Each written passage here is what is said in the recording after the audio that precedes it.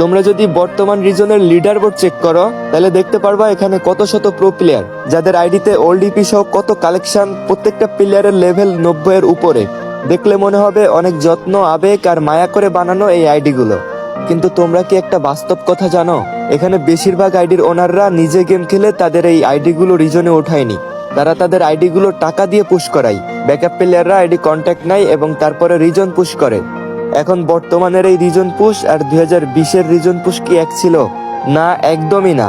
2020 আর বর্তমানের মধ্যে অনেক পার্থক্য। অতীতের জিজি গুন্ডা, আকাশ 69, MSM রাফি ওয়াইটি, বিডি টপন, তাদের রিজন কাঁপানো আর আমাদের বর্তমান লিডার বোর্ডে থাকা প্লেয়ারদের মধ্যে অনেক তফাৎ। মানে বিষয়টা এমন, সংস্কৃতি থেকে গেছে কিন্তু আর সেই আনন্দটা নেই। গেমের এই রিজন পুশটা তারা ঠিকই ধরে রেখেছে, কিন্তু আমাদের এই বিষয়ে আগের মতো আর তেমন ফিলিংস, অনুভূতি কাজ করে না। যাই হোক গাইস, তোমাদের কাছে কোনটা ভালো লাগে? বর্তমানের টাকা খরচ করে রিজন পুশ, নাকি 2020-এর একসাথে আনন্দ জমজমাট ভাবে রিজন পুশ? অবশ্যই কমেন্টে বলে যেও।